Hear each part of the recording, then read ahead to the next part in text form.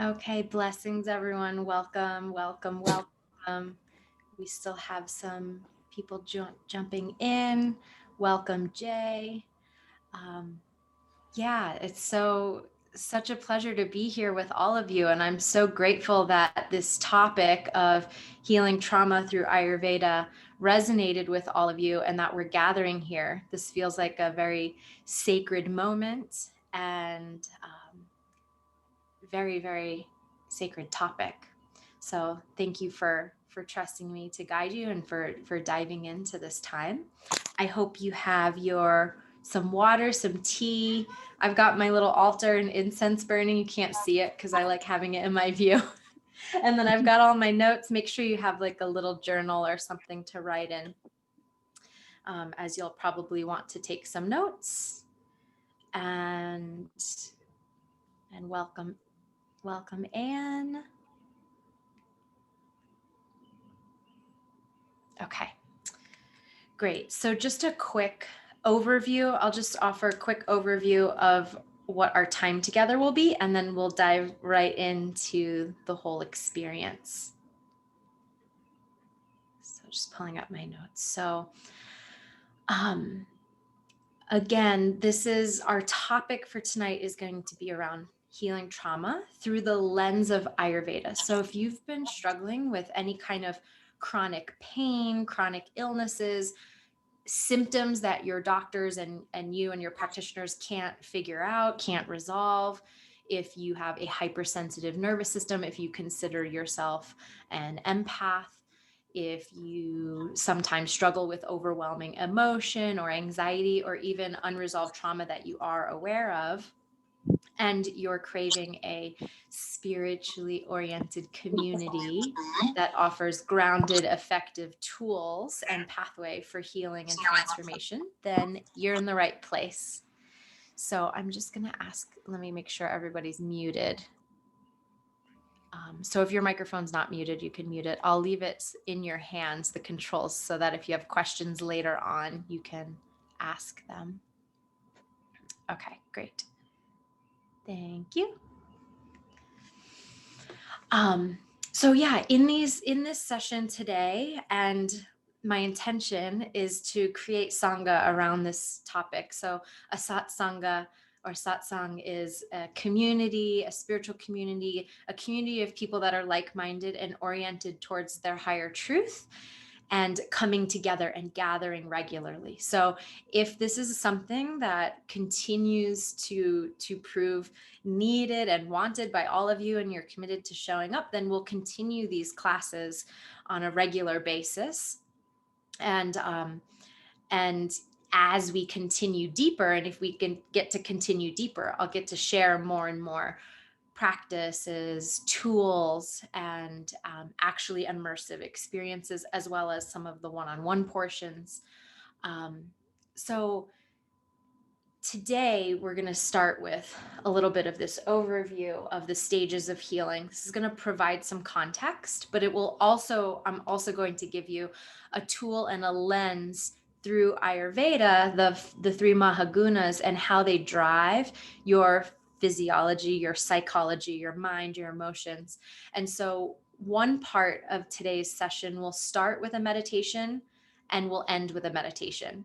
And I like using sound mantra meditation. So I'll be playing my harmonium, which you might be able to see down here. I have my keyboard and my harmonium propped up.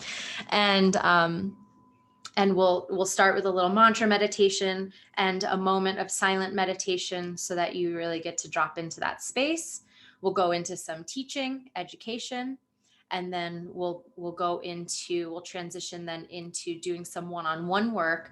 And in the one-on-one work, that's an opportunity. So our courageous soul who wants to step forward in each of these sessions will be someone who gets direct support, but will also be a mirror for each of you. And so usually we can always see ourselves in others. And so I'll be able to offer and apply the teachings that we share and the tools directly to one person. And then that way you can all get that benefit as well. And then if you want to step up to that seat in future gatherings, you can always reach out to me for that as well. So I just have to do a couple more mute buttons, and maybe eventually I'll have an admin doing this Zoom. Zoom is changing all the time now that it's being used so often. Okay, so yeah, those are the things we'll cover today. So let's start today. I'm going to offer some invocation prayers that are in honor of my lineage, my teacher, Dr. Vasant Ladd. I do have other teachers that I'll honor just energetically through that. I'll share the lineage prayers, and then we'll transition into a little prayer that I'll sing with the harmonium, and you can sing along with me. The words are very, very easy, and I'll share with you the meaning of the words in the process. And then I'll do another little reading for you. We'll do a little meditation, and then we'll get into the teaching. Does that sound good, everybody? Okay. I see you all nodding. I never even asked if my my sound was good, but I'm assuming my sound is good if you're okay. Thank you. Awesome. Okay. Okay, great. So let's dive in to these prayers. Let's start with chanting Om together 3 times. Just taking a deep breath in and just tuning into that cosmic primordial sound of all creation. So exhaling all your air out first. Full deep inhale. And exhale with the sound Om.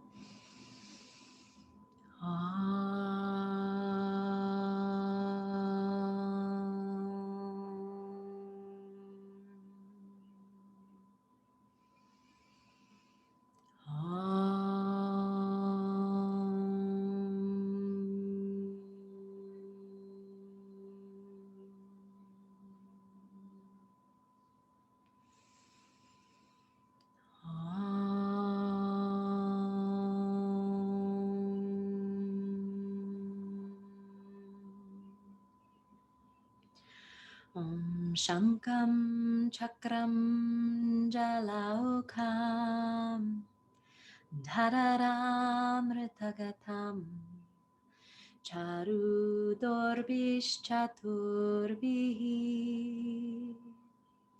Sukshma Svachati Hridyam Shuka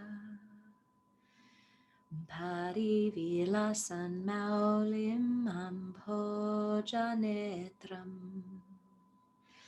Kalam Borojvalangam Gati Tatavilasak Charupitam Baradyam Vande Danvantarim Tham Nekila Gadavana Prauda Davagni Lilam.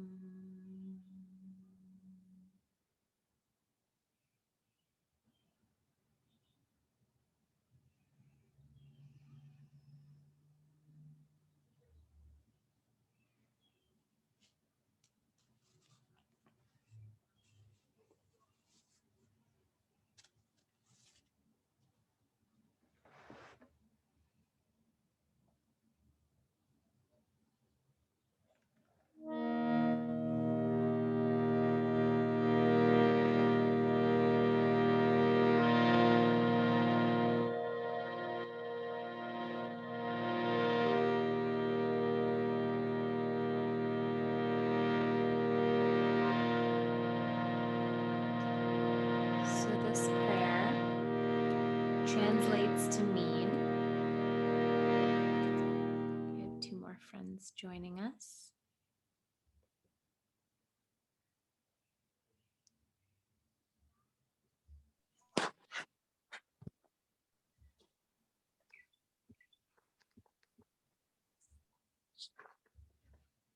Okay, welcome. Welcome, Kaylee. Welcome, Daniel. This prayer translates to mean, I bow to the goodness within me. my inner wise teacher, the guru within, the self of all.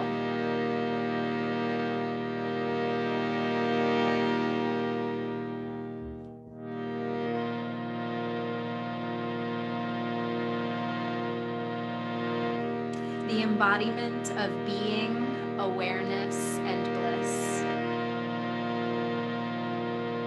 Living within everything as its true nature. Supreme peace. Needing no outside support, it is completely sustained and supporting all. Illuminating the entire universe with the light of consciousness.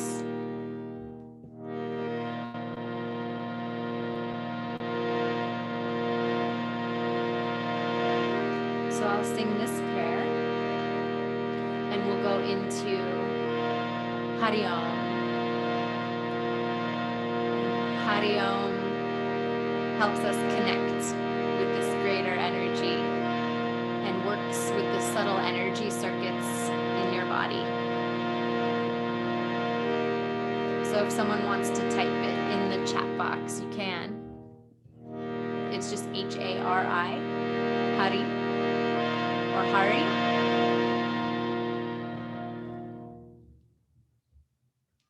And Om. Thank you, Jay.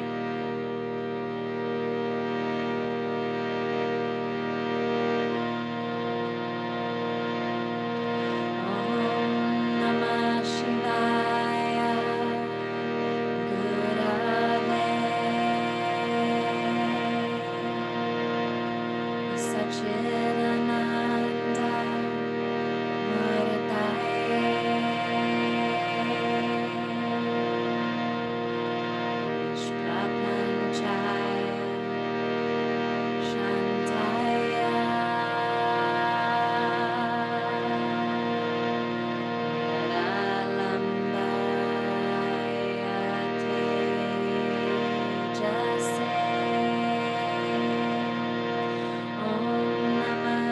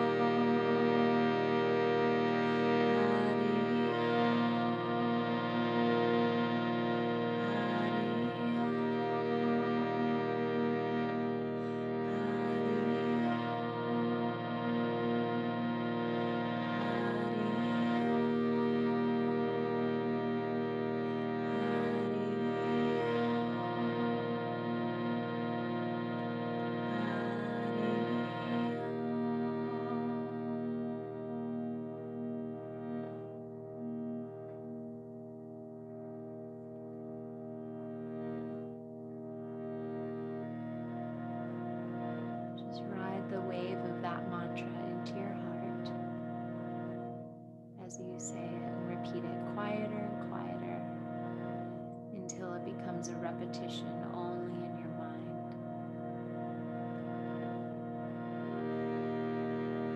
Hare Om,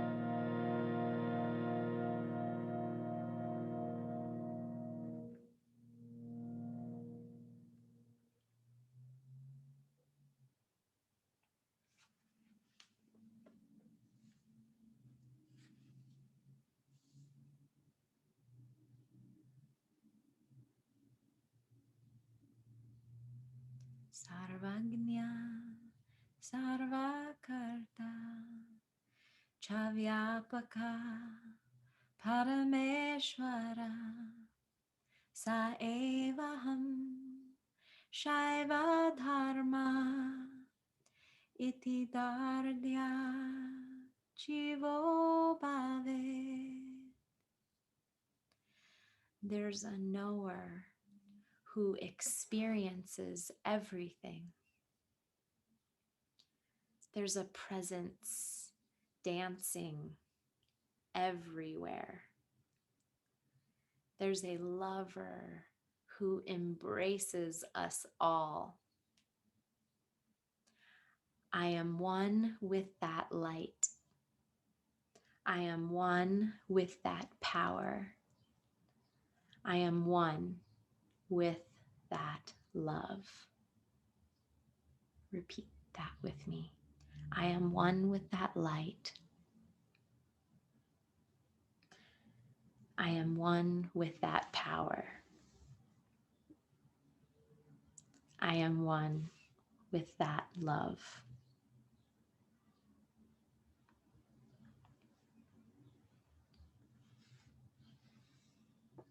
Hari Om, Hari Om, Hari Om.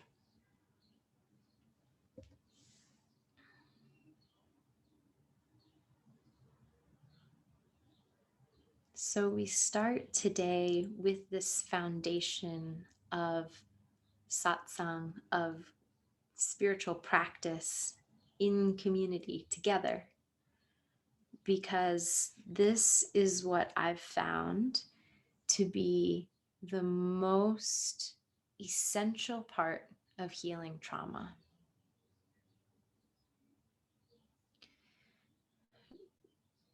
Trauma, especially that has occurred in the developmental years of life.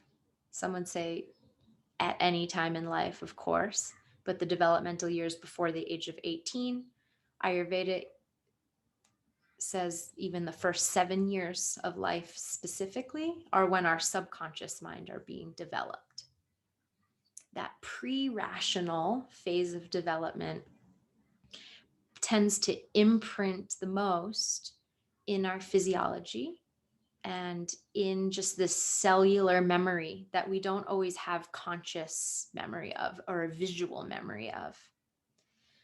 So if you are one who has been experiencing some of the things I mentioned when we first opened around chronic illness, chronic fatigue, digestive imbalances, symptoms that you can't resolve physically, or trouble sleeping, anxiety, depression, anything of this realm, or even just you identify with being an empath or a highly sensitive person who has to always gauge their energy interactions with others and can tend to feel really drained by that.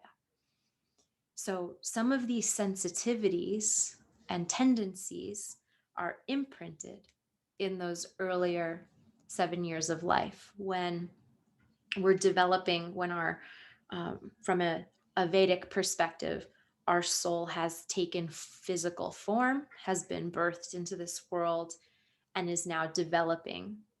And in the stages of development, we create differentiation. So in the act of differentiation, the one that we are saying in this prayer, this presence, I am one with that light, I am one with that power, I am one with that love. The spiritual oneness that we speak about, or that we hear about, or that most of you are probably drawn to this topic as are spiritually oriented people. So you're connected to this spiritual concept of oneness, and you've probably had moments in your life where you have deep immersive experiences in that oneness, but it doesn't always translate into true transformation in our either physical health or in our lives, in whatever circumstance of our lives we're wanting change or wanting growth in. And part of that reason is this phase of development and differentiation. So when the oneness of all differentiates into a unique identity, this is what we call the faculty of ahamkar. I'll go into all the faculties of the Ayurvedic psychology, which is called the Antakarana. And I'm happy to dive deeper into the elements of the Antakarana in future sessions.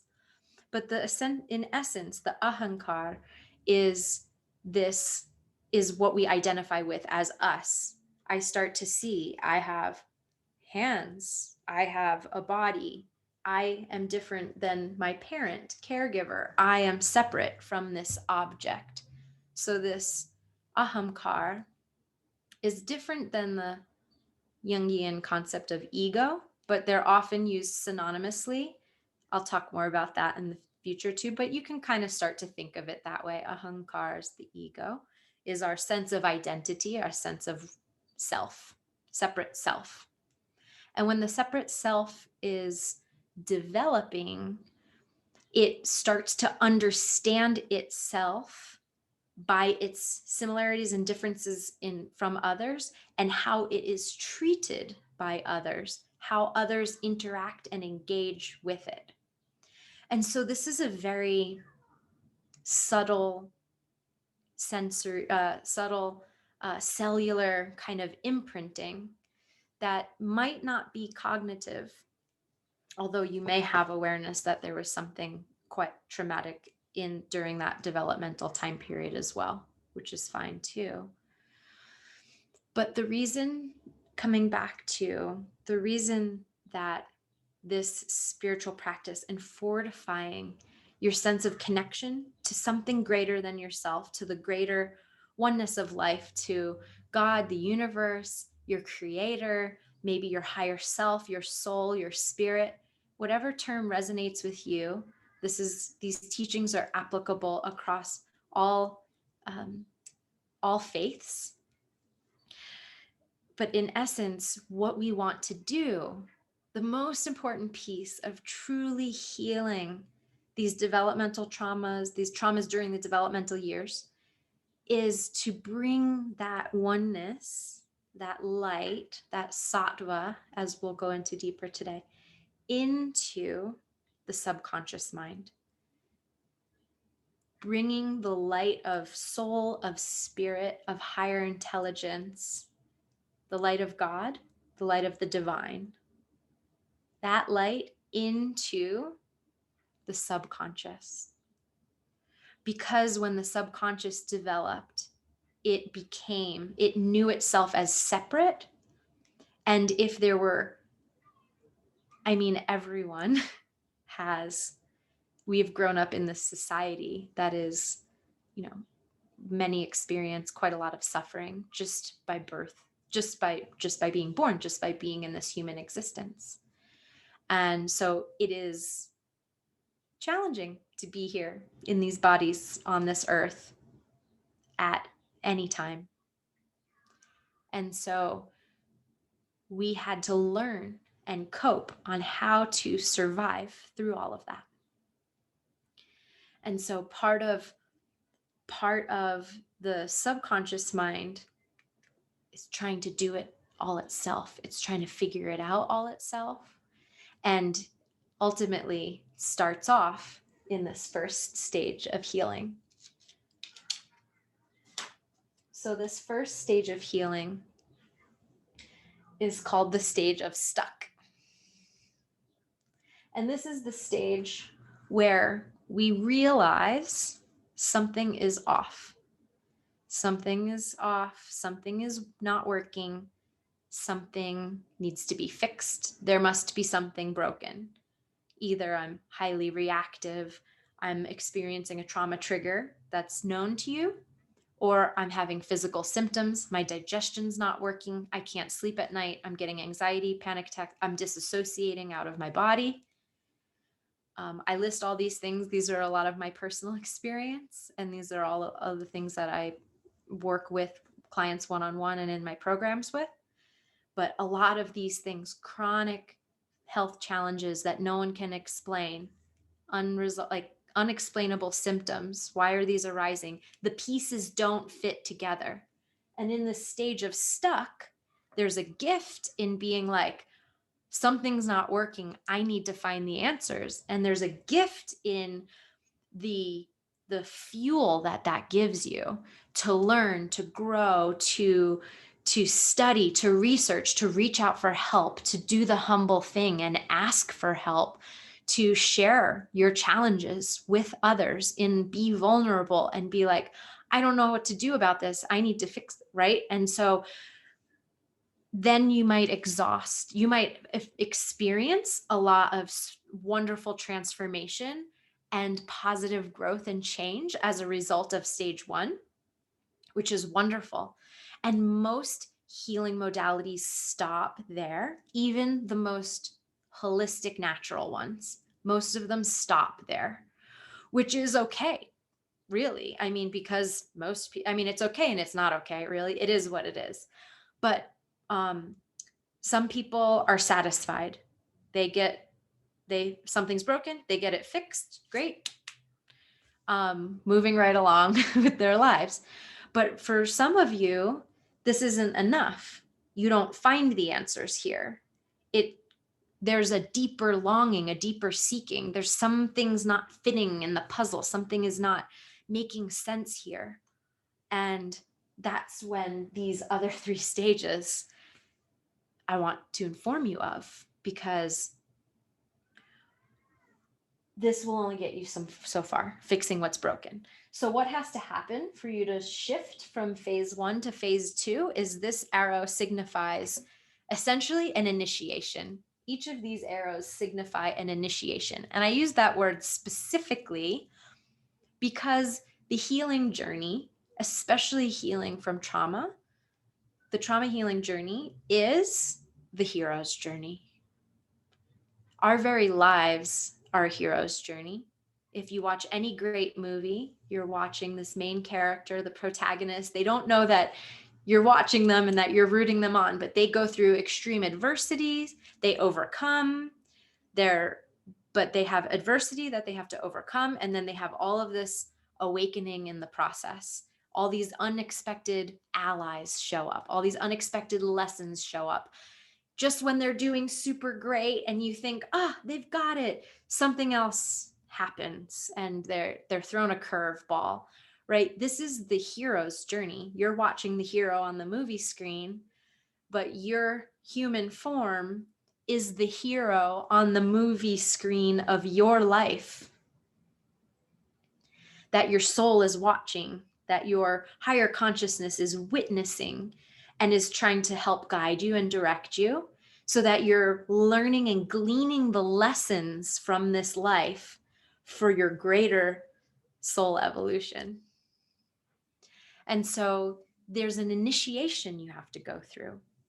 When you finally say, enough is enough, and I need to break through from this stage to this stage. And that initiation is breaking the limiting belief that you're actually broken to begin with, that something is broken to begin with. And it's shattering that belief and coming into stage 2, where you return to the essence of you. This is actually a process of spiritual awakening, returning to your essence. In the process of returning to your essence, you start to remember. I wonder if you can see my words written on my board. Can you see them? Yeah, no or yes? No, I'm seeing heads go no. I just realized okay, let me pull it a little closer. I'll just tell you what they say if you can't see it. This says stuck. This says fixing what's broken. Next time I'll do a better way to show you the letters. This says essence. Thank you, Jay. Awesome. Yep. The second stage is essence. And the paradigm here is remembering wholeness. So this says remember wholeness. So remembering wholeness is where we start to repair the fragmented parts of our psyche that forgot who we really were when we went through the process of differentiating and individuation. Right? So that's where appointing this higher self, spirit, soul as the leader of the subconscious mind, it starts to heal the fragmented self. Now, your physical body, your cells follow suit to the leadership of your highest self. So your soul is the leader of your cells. However, there's a caveat.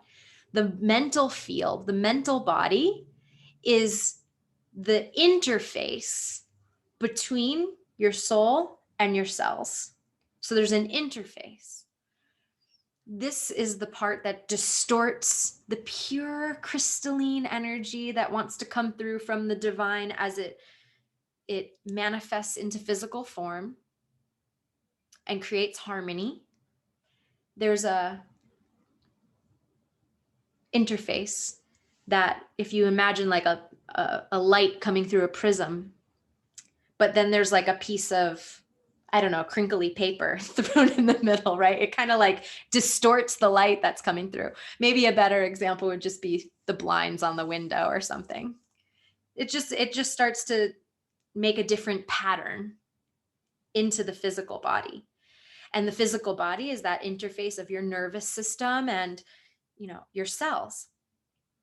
So remembering your wholeness is actually the first step to deep and profound healing of the thing that you're stuck with in the very beginning.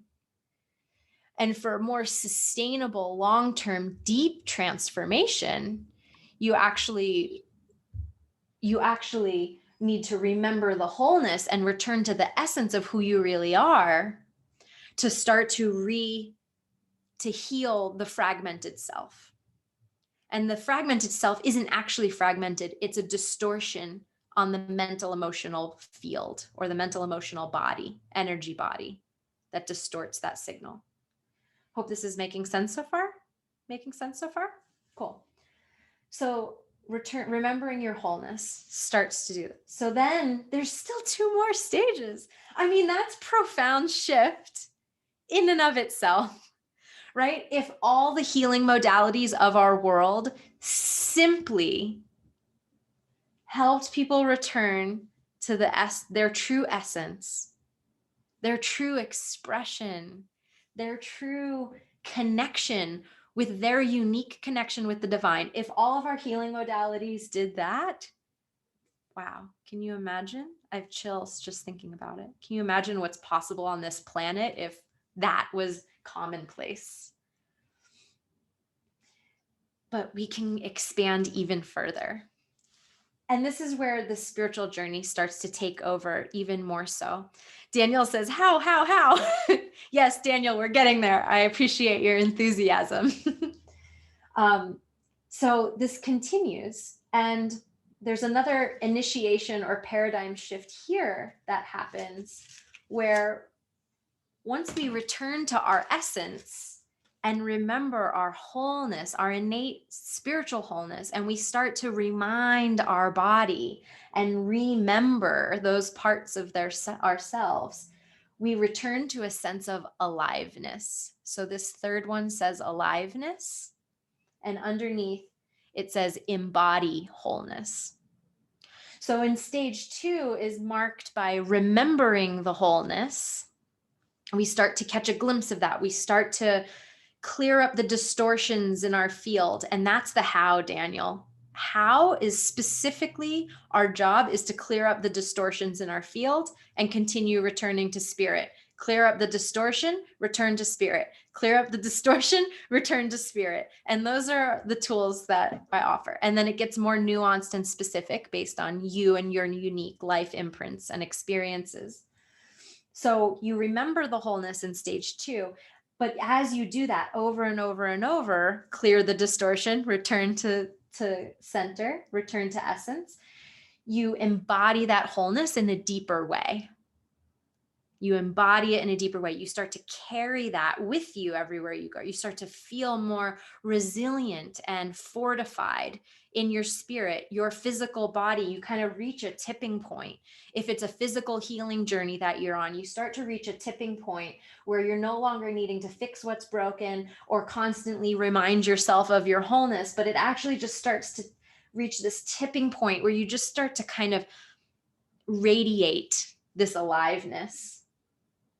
And you just feel constantly rejuvenated. Thank you for writing that in, Jay. Awesome. And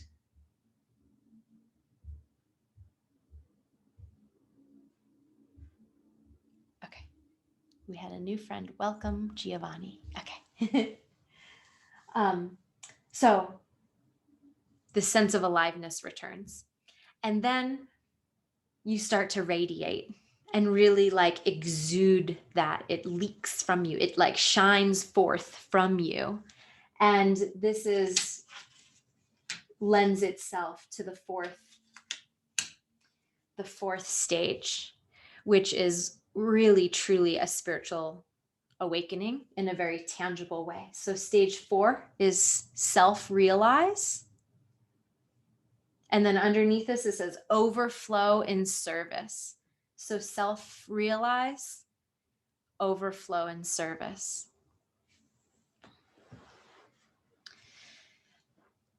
Awesome. Yes. So this stage is really about, it's further than remembering. It's even more so than embodying. It's like in this stage, we're empty. In this stage, we realize, oh, we don't have to be empty. We can fill up, right? And in these 2 stages, we fill up, and then here we start to overflow. We just start to overflow. And then in stage 4, it's like fully overflowing, right? So that's one metaphor for the 4. But what happens here in self-realize, there's really twofold. I wrote overflow in service because that's a more tangible way to look at it. Meaning you had this rich and deep journey of transformation, of awakening, of overcoming the greatest adversity that you came to this planet to overcome and glean the lessons and reclaim your wholeness and your confidence and your unique essence. And now there's nothing you can do but share that with others in the unique way that you are designed to do. So the overflow in service is your life becomes a walking prayer, a walking support of others, whether you are just quietly in your presence, in your beingness, and just people feel that and they just feel peaceful around you, or whatever the case is, they feel uplifted in your presence. Or this looks like you actually doing that in your work and or in your art or in your service to others, tangible service. But the deeper, also, I wouldn't say deeper, in tandem, an additional thing that happens here is that self-realize is referring to your reunion with the divine, your realization and actualization of the divine indwelling, not as a concept, not as a thought, not as a cute, nice thing, but as an everyday outpouring of devotion. This is the stage that even if you face another adversity, which we're always prone to in this life. We don't know what our karmas are.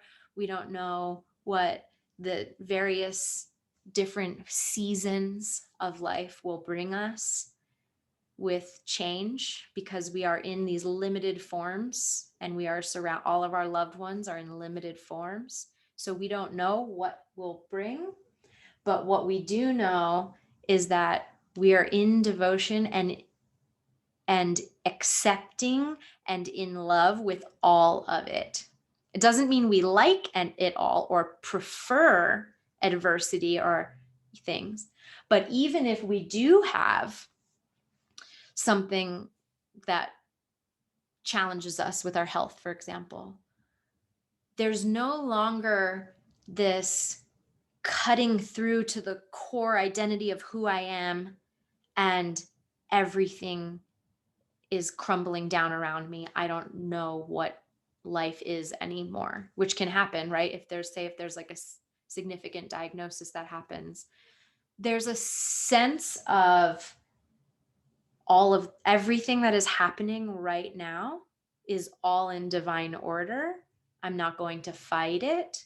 I'm going to course correct as needed. I'm going to show up, but I'm going to be in devotion. And I know in my bones that God, universe, is not forsaking me, is not punishing me. I know that somehow all of the adversity that I face is in service, and I will continue to overflow and be in service. And that just comes from this wellspring within the heart. And I draw these as a linear kind of example to kind of illustrate some different initiations that we need to go through on this healing journey, or the opportunities that we have to go through. But it's not a linear process, of course. Everything in nature works in cycles and rhythms. And so this little spiral at the end is just kind of signifying that. So if I were to draw these four circles in a circle, it would kind of look cyclical. But instead I just drew it like a spiral. So it doesn't just come back to the beginning. Basically, as it spirals and you go through these various seasons, because you might be going through seasons of this with your physical health, you may go through seasons like this with the financial health, you may go through seasons like this with your relational health, with your intimate partner, with your children, with your family, with your work, so there's these cycles can be happening you can be in different places in different parts of your life, and then eventually they all come back here. Yeah. And then so there's cycles, and instead of coming back to the beginning, it just expands a little wider and becomes a spiral that gets wider and wider and wider. And this is actually an upward spiral of your evolution and expansion, is how I look at it. So once you kind of get a sense of these four areas, you can kind of say, oh, where am I? And most likely, as you reflect and identify, you'll see a little bit of yourself in each one. But if you're struggling with some health things or some trauma things, then you might be kind of like on the brink of right here, which is what we're going to focus most of these sessions on, but always with the higher lens of where we're really going, why we're really here, which is why I prioritize spiritual practice in the most universal way possible. Okay. Terezi, radical acceptance, ? Maybe I already actually answered that. Let me know if you have a more specific question. If you want me to just expand on that concept, I can. If you're asking about radical acceptance. So radical acceptance meaning our lives, our human forms have an inclination to always be in craving or aversion. So we're always either drawn by our desire, the thing we want, the thing that we crave, and we are always repelled by that which we suffer from. I don't want that. That's painful. Ick, get it away. So these are the motivations for human behavior: move towards or away from.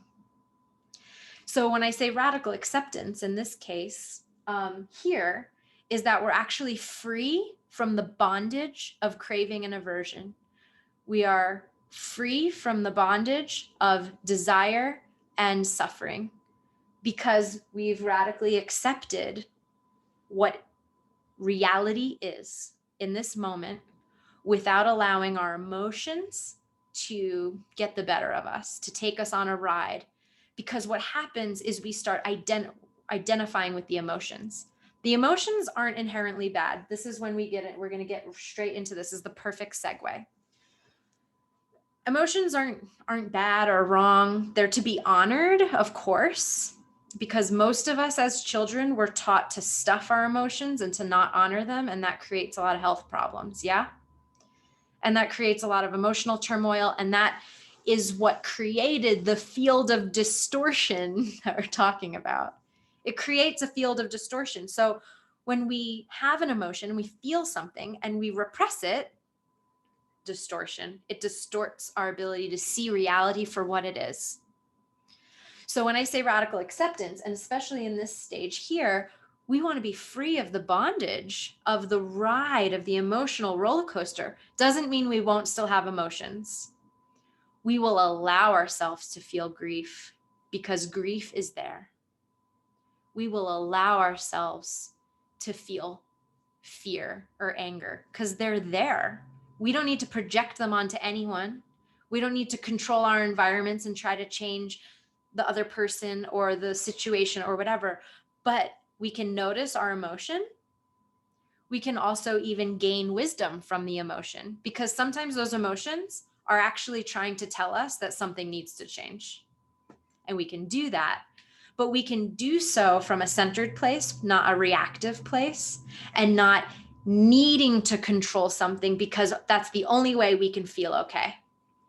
So becoming free of the bondage, that bondage is what I mean. Teresi, I hope that answered. That was a good prompt. I kind of just ran with it. All right. So that kind of brings us into the three Mahagunas of Ayurveda. So the Vedic Mahagunas are a concept. I'm directing the Mahagunas in this workshop through the lens of psychology. And that's not their only application, or that's not their only thing. There's a much bigger thing that happens here. This is a very poor diagram of one that my teacher uses. Let me share my screen with you so you can see a more detailed one. Share screen. Here you go. Okay, so this is a very, very brief depiction of Sankia philosophy. So this is the philosophy of creation. And so basically the thing I mentioned earlier where we go through the process, our consciousness goes through a process of differentiation and individuation, which comes down into this the Mahat and then Ahankar principle. So you see Ahankar there. And if you want to take a little screenshot, it's fine. You can also just Google Sankia philosophy. And this is a drawing from Dr. Ladd. It'll come up and you can read the details on here as like a little reminder from our class. But basically the reason that I include this at all is just to show you that the process of individuation and differentiation, when the one turns into the many, or the one experiences itself through the many, requires these three energies that bring us into physical form. And these three energies are called sattva, rajas, and tamas. And so I'm going to switch back to my board so you can see, because I did write these a little bit bigger, and I'll put the camera closer to it so you can see it.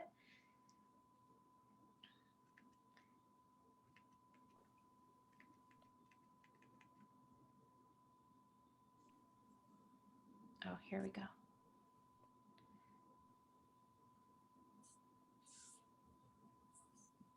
All right. How do I get my... Oh, here we go. Okay. All right. So these three principles, they are responsible for physical manifestation. But I want to share with you today how they are driving your mind and emotions, how they influence your psychology, and how you can utilize them in a more practical way. So actually, I can't really move my setup very well. Let me see if I can move my board forward.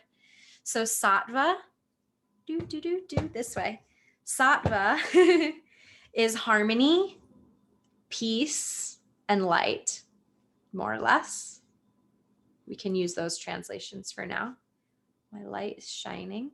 Rajas is agitation, excitement, and movement. Tamas is dullness. It's that which is hidden or in the shadows, and it is inertia. Okay. What does this mean practically?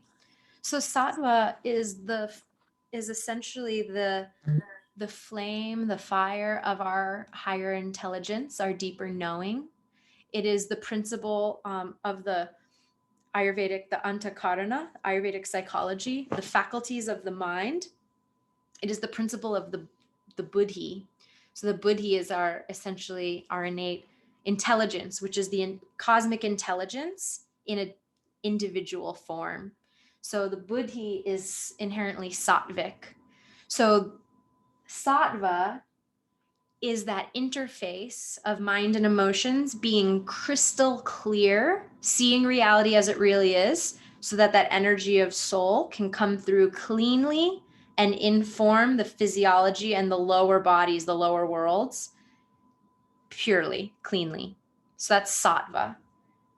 So sattva is something that we strive for, to have a sattvic mind, to live a sattvic existence.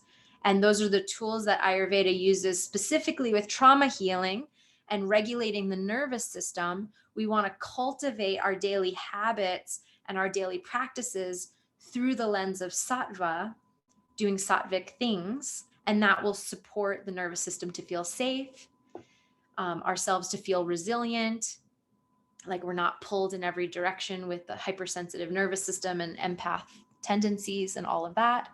And it sets the stage, sattva sets the stage for the deeper healing to go through all of these phases. Now, rajas and tamas are the distortion. So rajas and tamas are the inherent qualities of the distortion on the psychic field. Rajas is an energy of agitation and excitation. Tamas is energy of dullness and inertia. So what this looks like, we have a fragmented self that experienced trauma, say at a young age, during the developmental stages, during the developmental years. And when this trauma happened, some of it becomes rajas and some of it becomes tamas, and it creates a distortion in the field. Tamas is that which has been buried. It's that which you cannot see. It's what's in your blind spot. It's unknown to you, but it's in there, part of that fragmented self, part of those fragments of self. Sattva is connected to your true self, your whole self, your essence, your real self. And rajas is our tendencies to move and act and behave as a result of tamas. So, and that's what propels us into action, keeps us doing things like numbing type of behaviors, avoidance behaviors. Rajas will create a constant need for basically an insatiable hunger to try to fill some void. And the void is actually tamas, just covering up your true essence. And the void is ultimately always that fragmentation and that disconnection from God, because we learned at some point that we weren't supposed to feel, or that we were bad, or we were punished, or we were hurt, or we experienced our loved ones hurt. And so we start to relate to life in that way. We start to relate to the divine in that way. This is a little bit of a tangent, but the way that we saw our caregivers is typically, as an adult, how we see the divine. That's in our tamas. So if our caregiver was vindictive, like you were punished, then there's this, even we're on a spiritual path, there's a part of us that fears if we do it wrong, we're going to be punished for it. And that is just embedded in the nervous system. Okay, so let me tune in with my notes here. So the way that we use these 3 Mahagunas, and like I said, today's, kind of a context and a bigger picture overview, but I still want to bring every session we do together down to something practical. And if we continue to engage in these weekly meetings or every other week or whatever cadence is going to be work for everybody, then we can go deeper and deeper into the actual more tangible practice. But for today, I'm going to share my screen one more time, and I want to show this very powerful tool.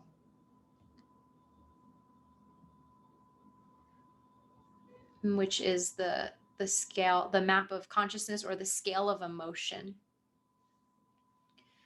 And if I had a marker that I could draw on my computer screen and let you see it, this is what I would do. Basically, the red emotional states at the bottom part of this diagram. This diagram, by the way, is borrowed from Dr. David Hawkins in his book called Power versus Force. And his work he has many volumes of work that refer back to this original map. But I need to give him credit because his work has strongly influenced this work. And when I first saw this map of consciousness and the scale of emotion, I realized that this was a more detailed version of Sattva, Rajas, and Tamas, and how we can utilize the emotions to our benefit for spiritual awakening and for the transformation of trauma. So I use this very detailed in my one-on-one work, but I want to give you this map just so you can have a reference point to, as you navigate emotions for yourself and go through your own healing process, you can start to see, how do I use sattva, how do I use rajas, and how do I use tamas to my benefit to clear more and more of that distortion and return back to my true self and my essence. So sattva is pretty much all the green, blue, indigo, and violet at the top. All of those emotions and levels, those are all sattvic qualities.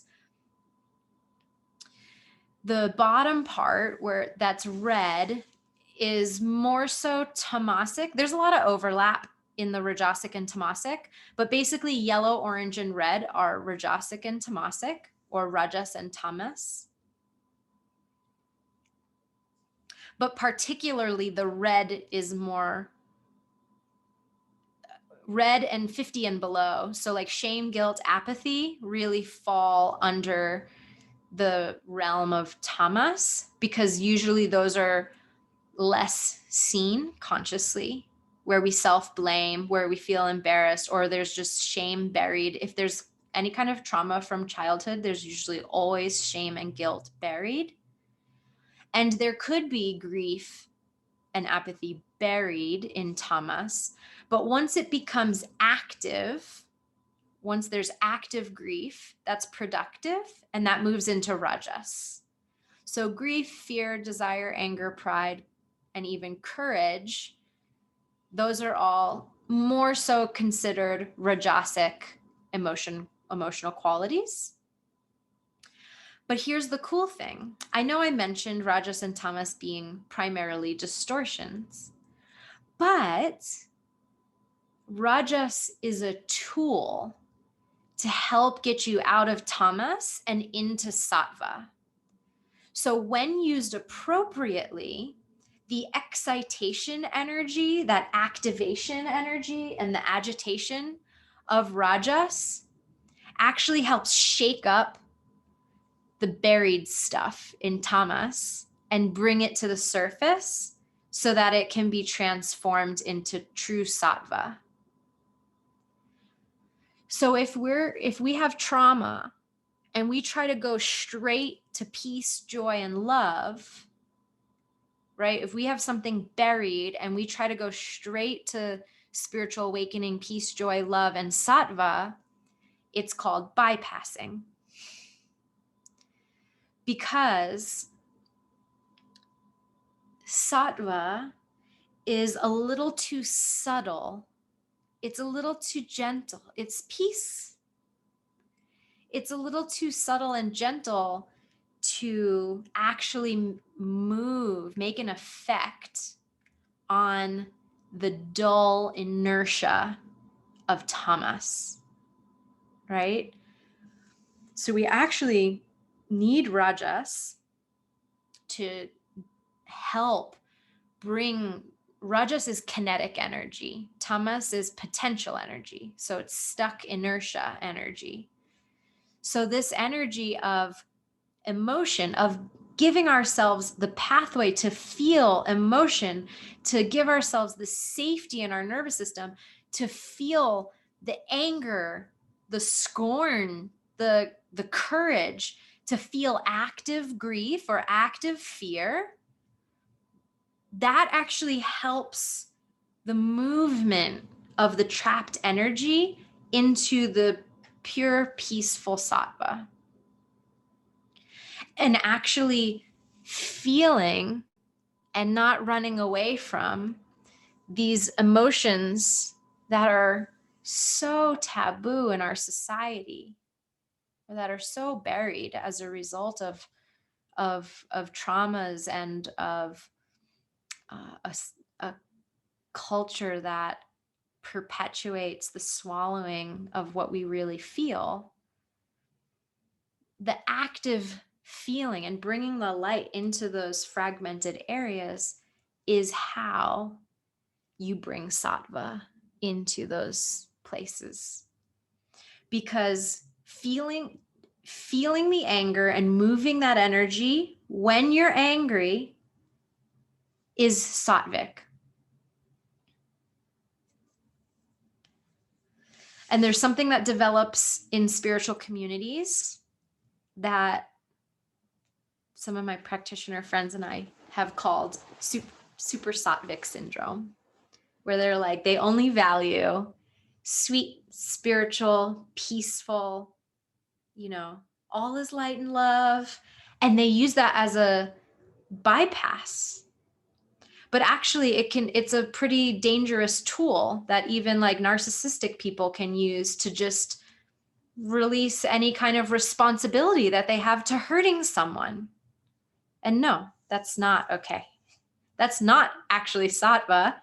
That is tamas at its finest, pretending to be sattvic when you're not genuinely sattvic.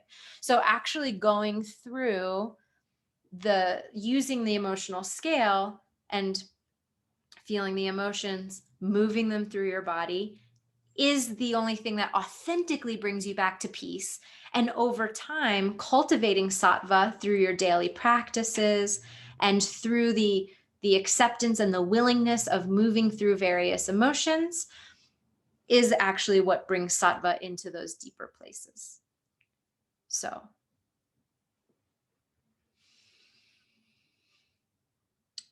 the last thing I'll say on this topic is, and this is where it comes into a more practical piece, which is going to be for your self-reflection and your use on your own after this session, is self-identification. So I just want to be able to see you guys more. And I'm going to take this off my screen if that's okay. All right. So the other reason why our spirituality, do you guys still want the diagram? Were you drawing it? You can also pull it up on Google Images. I just saw some of you writing really fervently. So you can pull it up on Google Images, David Hawkins emotional scale or map of consciousness, and that exact diagram that I just showed you will pop right up. So the other reason that spiritual practice is so important to be the center point of healing trauma is not because it's a bypass, is because it needs to be the center because of all the reasons I already listed, but also because it helps us identify with our true selves and not with the parts of ourselves that experienced trauma.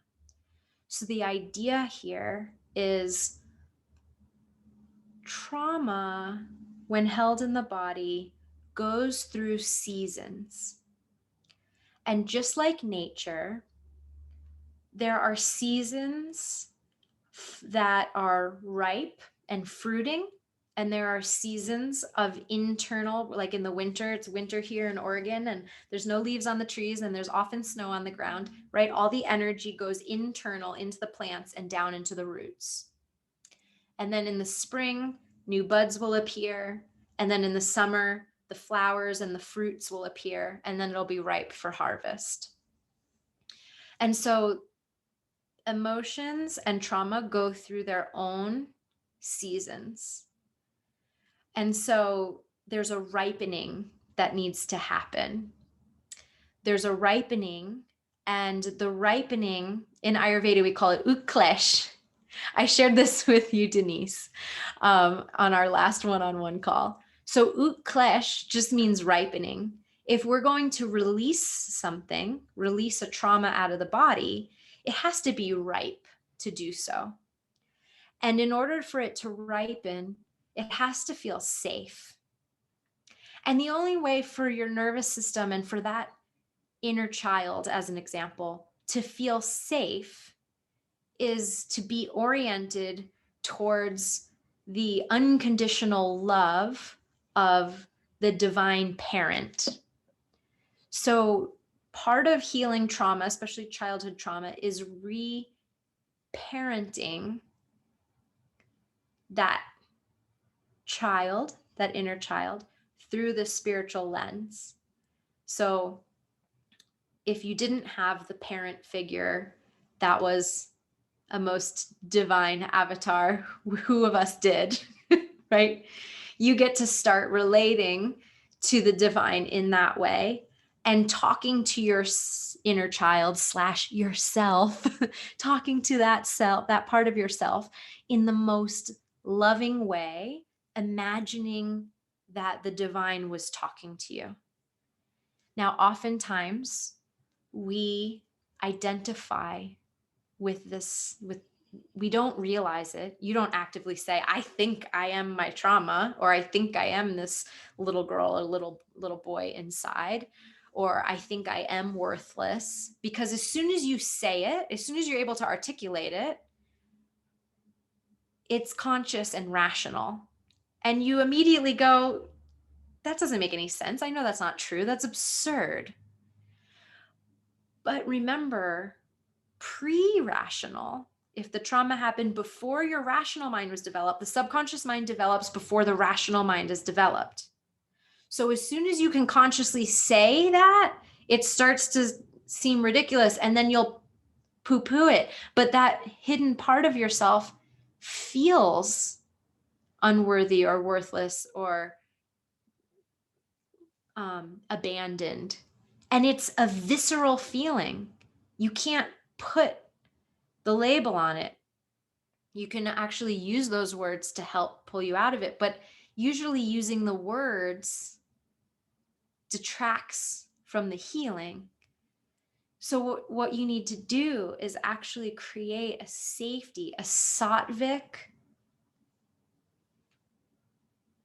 safety in the nervous system through your daily routine, through your practices, through energetic practices, breath work. Certain kinds of breath work are especially helpful for your nervous system safety, and that are especially sattvic, and they help ripen those parts of you to come to the surface so you can viscerally feel and experience and move it out of your body. And you don't always have to have conscious visual memory of a trauma for it to leave your system, which is great news.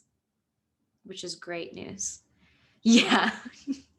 So also, a lot of times what happens is, I just lost my train of thought. There were just too many trains of thought. That was the problem. There were too many trains of, I was like, 5 different things, you can tell them. I'm going to take a sip of my tea. Is this all helpful so far? There's some messages I've missed. Thank you for all of the notes.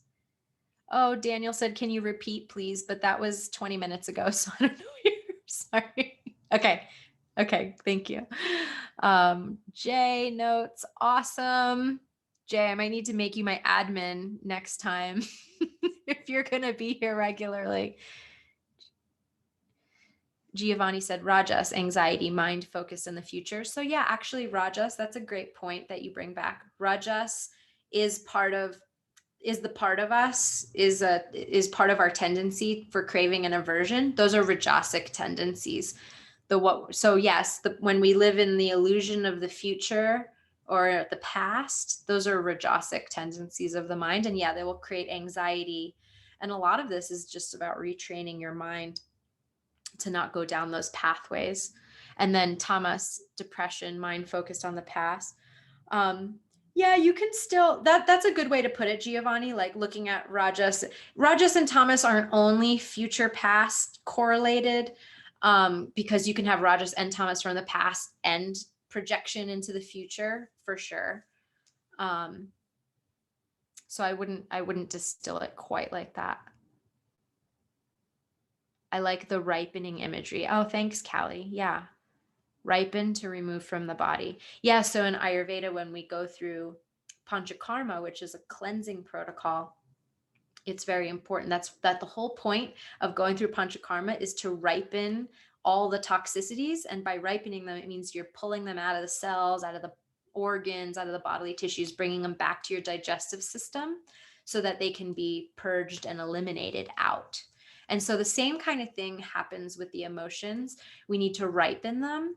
And the emotions ripen, the stuck emotion, repressed emotion, trauma imprints in our body best ripen in a safe space, in a safe container. This is why I only work with my clients for like 6 months at a time, because I know we need that level of established safety. This is why I didn't want to do this workshop as just a one-off, because I would love to cultivate safety over an extended period of time where people see familiar faces and feel held in this environment and are doing practices together.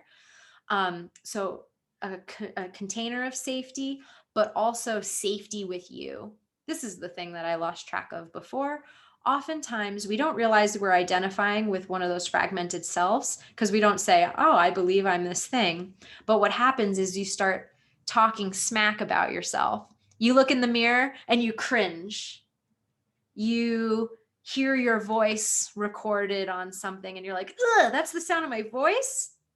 You hear or you get triggered by something and you instantly react, either snap something mean back to your partner, or what's another example? yeah, you snap something back, or you just straight up think something bad about yourself in an unconscious kind of way.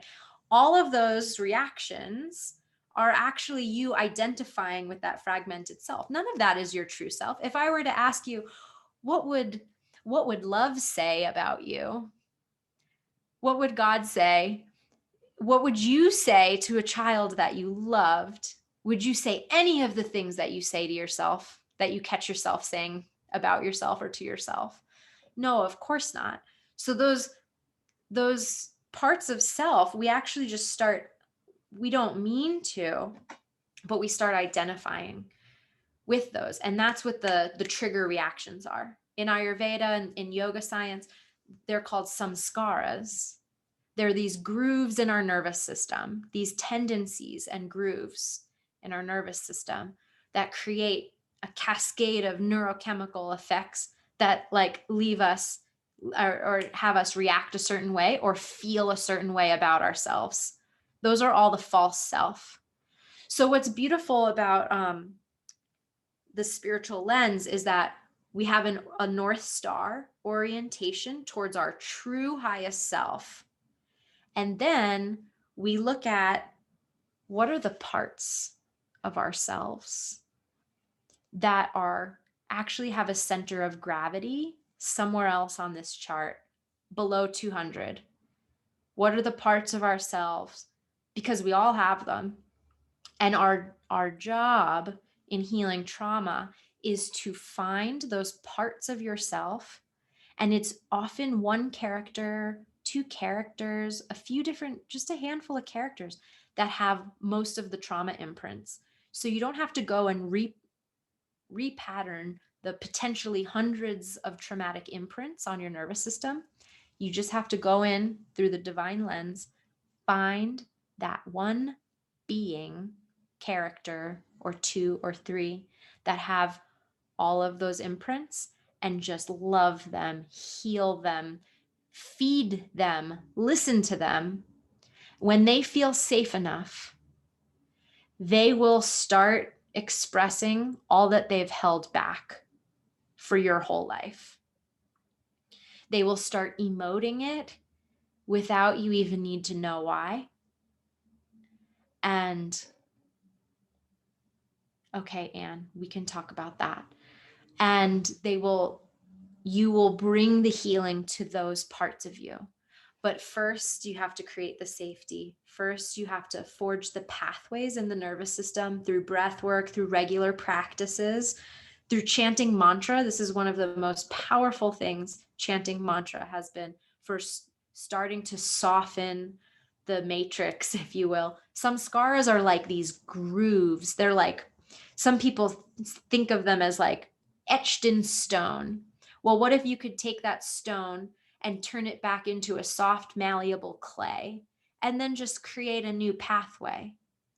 That's what spiritual practice done regularly when no one's watching, when you're first thing in the morning when you wake up, or last thing before you go to bed, or ideally both. Practices like mantra meditation, doing sound meditation, and breath work. These are the methods that I found to be most effective, creating clay. And then, but you have to forge the clay with the new sattvic behaviors. And then those become easy to do. You don't have to use a ton of willpower to change your whole life. You just start changing little things, and then it all becomes easier and easier as everything ripens. And then you bring that light of healing into those parts of you that are suffering, that have been buried in the shadows, and you bring them directly. So because it's a subconscious mind thing, because it's a pre-rational thing, I use a process that on the outside, it looks like hypnosis, but it's not. It's just a process of going deep into the psyche and finding those parts and bringing them the light of love and support and transformation. And you do it without the forward thinking mind chatter getting in the way. So I don't know how much we'll get. It needs a stage to be set to be able to go there inside of someone. But I would love to be able to do some of those sessions with you guys in person on these calls.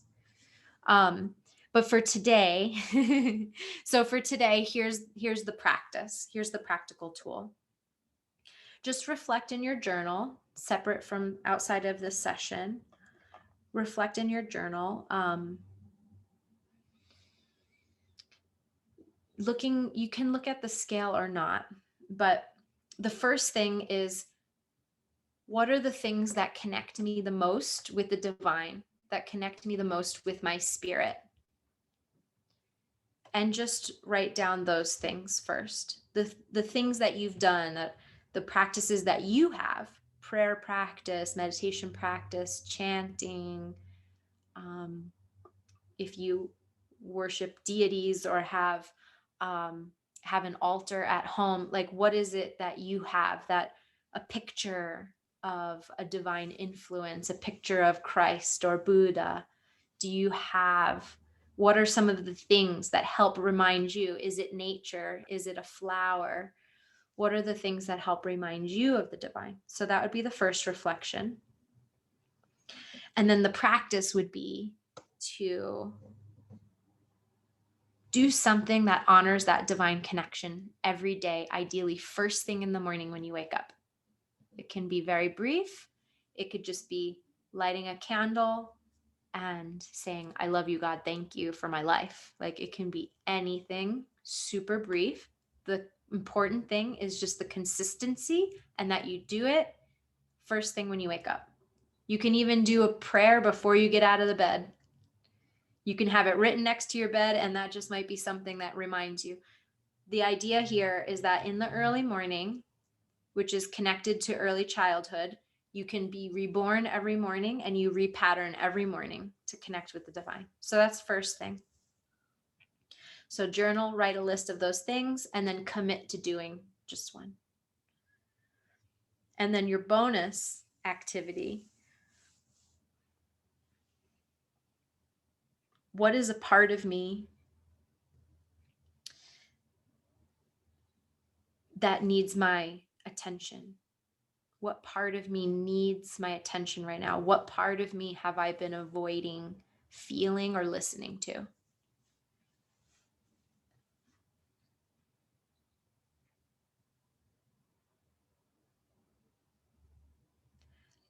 And just free write.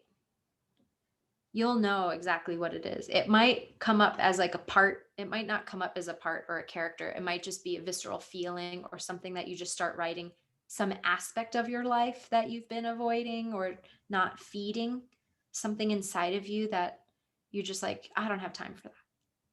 Or if there's an active emotion. So Anne, you said, I find that sadness will just not leave my system. How can you get curious? This is another prompt. How can I get curious about this part? Getting curious about the sadness. What perpetuates the sadness?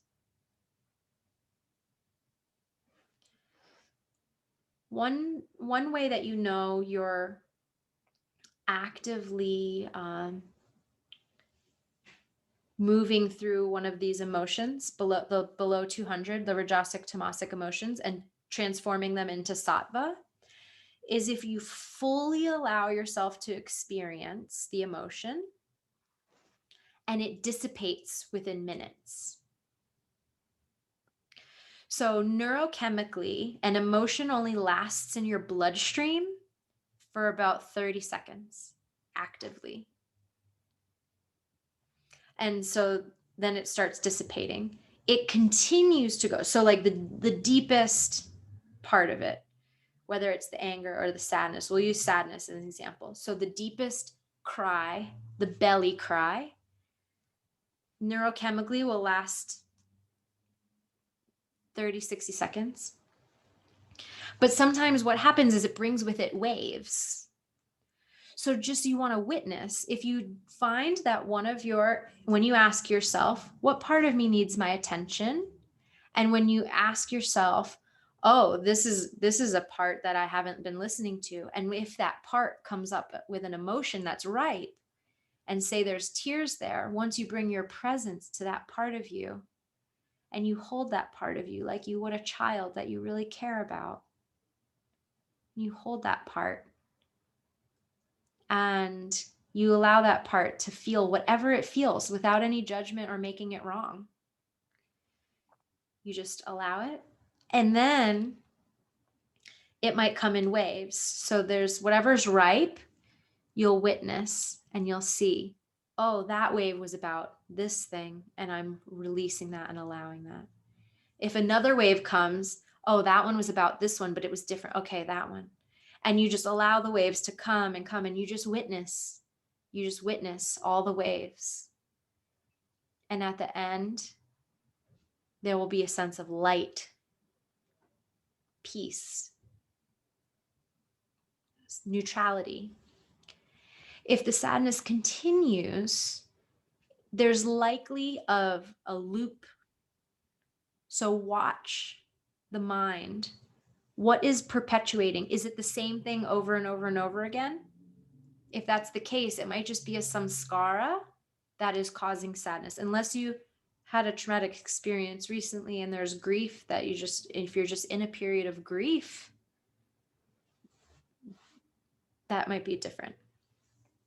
But if we're talking about just moving an emotion in that way, there'll be lightness on the other side. And you'll notice that the waves will have a different quality. Each one will have a different quality. And then at some point, it will be, it won't be just creating a feedback loop, perpetuating the same sadness over and over. So I hope that gives you a little bit of insight. Okay, Daniel asks, any recommendation to allow without mind interference? Any recommendation to allow emotion to flow without mind interference? Okay. Mind interference. So usually the mind, once you strengthen the pathway of emotion to flow through the methods of creating safety, of breath work, of all that kind of thing, you start to feed those pathways more and the mind has less of a grip. But at the beginning, it might just take your willpower to be like, mind, I'm just going to ask you to take a back seat right now. So you literally just ask that part of you to take a back seat so you can feel what you need to feel, because it's just a part of you that comes in and probably tries to protect you from feeling. So if you just tell that part of you, hey, it's okay, I'm going to be okay. Like I'm holding this part of me. You can relax and just let that part of you, the petitioner part of you that maybe is judging you for feelings or whatever it's having, is trying to tell you shouldn't feel that way. There's a lot of different kinds of mind interference. But if, as an example, if those are some of the chatters coming in, you just say, hey, just sit aside for 20 minutes. You can come back in 20 minutes, okay? And then let yourself feel what you need to feel.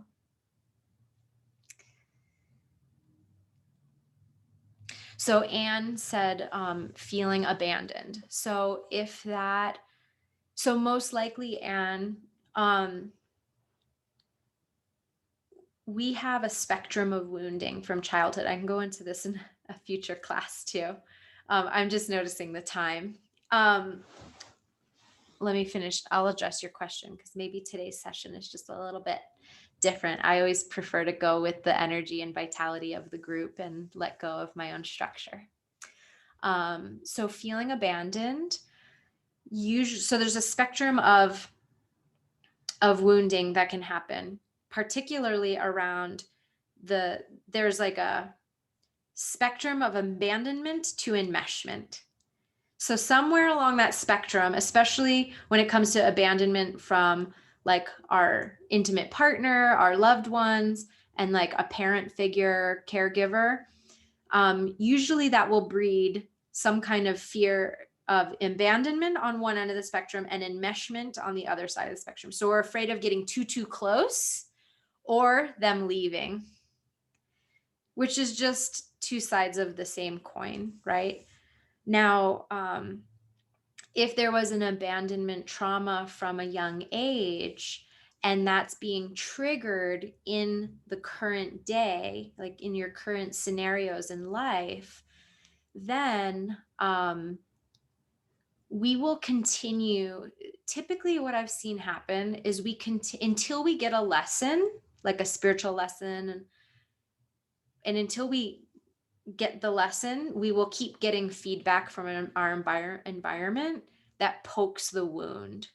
So, and if it's something that might be happening in your current life that's poking a wound from your childhood, then the sadness is an opportunity to heal that part of yourself, that inner child that was abandoned, that now you have to reparent that part of you. And some part of you is going to get really resourceful and super connected to your resiliency, to your heart, to your being capable and independent, whole woman or man. And when you connect with that part of you and that divine aspect, you can start to heal that part of you that was abandoned and that continues to feel abandoned, and that can fill that fragment, that wound, with that fullness of that light. So it sounds like if the sadness is being perpetuated, there's an opportunity for healing, and that's probably really ripe for you. But if it's perpetuating, it might be those grooves are just perpetuating it. So it's just time for you to make a shift. It's time for you to take some of your power back, which is actually using rajas and using courage. So courage, that first yellow line over the middle point in the diagram, is to be courageous. And that's the first thing that starts to, we take our power back and we start to say, okay, something needs to shift. I need to break this pattern that's happening for me. And then you strengthen a part of you, and then you heal a part of you. And then that part of you that heals comes back into the center with the strong part of you again. And it becomes part of your richness. So Kaylee, trust ? I'm not sure what you're asking on that one, unless it was in reference to something else I just said. Okay, you guys. So blessings, Carm. Thank you. So we did. I was aiming for 90 minutes to 2 hours. I'm so appreciative that you were all here and so present. The content definitely took me for a ride. I really do want to do immersive healing in these one-on-one and in one-on-ones within the group. It seems like today we really needed to set the stage. I'm kind of wondering, because I really want to, the person who steps forward, so Jody, we were going to have you today. I'm wondering if you're available next week, if we can dive into that sooner next week. Yes, I like that. Thank you. Okay, awesome. I just don't want to rush it. Yeah, I appreciate that. Okay, great. And I want to make sure that, I want to make sure that we have spaciousness and that we set it up properly. And so next week, if ever, let me just see a show of hands. How many of you can come back same time next week? Anybody on this call? Oh my goodness, wonderful, fantastic. Oh, yay. Okay, so why don't we do that? We set a beautiful stage this week. You all have some homework to reflect on. Next week, we'll check in on your homework, how that went. I'll give you some more specific tools. I think next week we can actually do some of the repatterning practices together. I'd like to teach you a breathwork practice once we're all together that we can open with. And then we'll cover just a very small teaching topic. Today was like a pretty big one to set the whole stage. Small teaching topic. And then we'll go into a one-on-one immersive thing, and that will sprout additional conversations. How's that sound? Thumbs up. Yay. Okay. Yay. All right. So let's close up then with another practice and allowing this information and a lot of these concepts to really sink in. Thank you, Graziella and Jay. Yay. Okay, great. So we'll do another practice and let all of this sink in. And then we'll go into our evenings just feeling so peaceful and cultivating that safety within for ongoing support. Okay, so the chant we're going to do today for wrapping up, some of you may know from yoga. I'm going to put it in the chat box.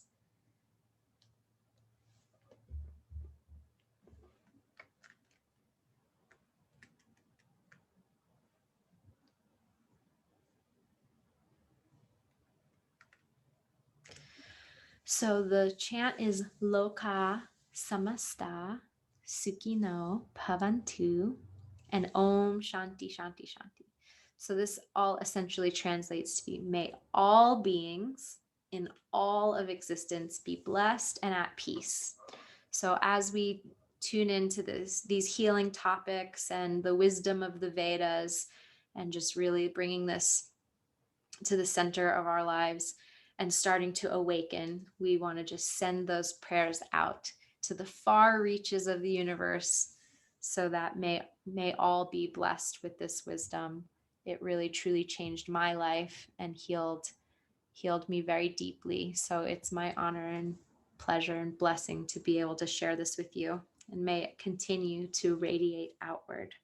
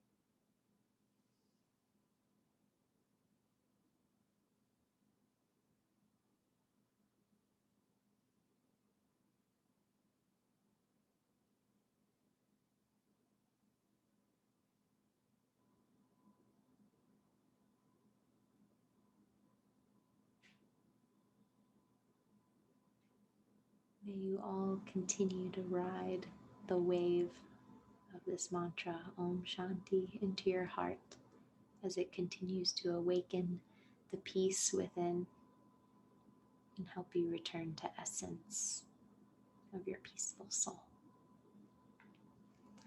So many blessings. Thank you so much for being here. Such a delight to see all of you. And Carolina, I'm so happy you made it too.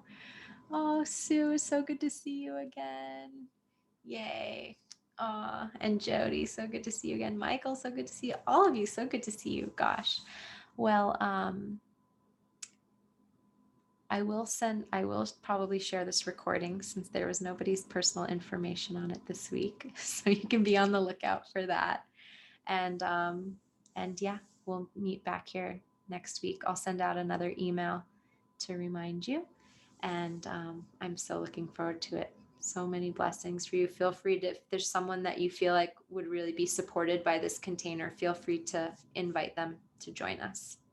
Okay. And if you ever have any questions or reflections, you can email me at hello@alicialyndiaz.com. I'll see you next week. Blessings. It was sweet to see a little person come in the frame with you, Giovanni. Was that your child? And Jay, your cat. I saw your fuzzy kitty. That was so awesome. He really loves harmonium playing. Oh, awesome. And chanting. Yay. Oh, great. Well, more where that came from. Yeah, you guys, I do have some of the mantras recorded on my podcast. So if you want to listen to them in between to learn them more, get more of the translations, it's Peaceful Soul Podcast. Okay.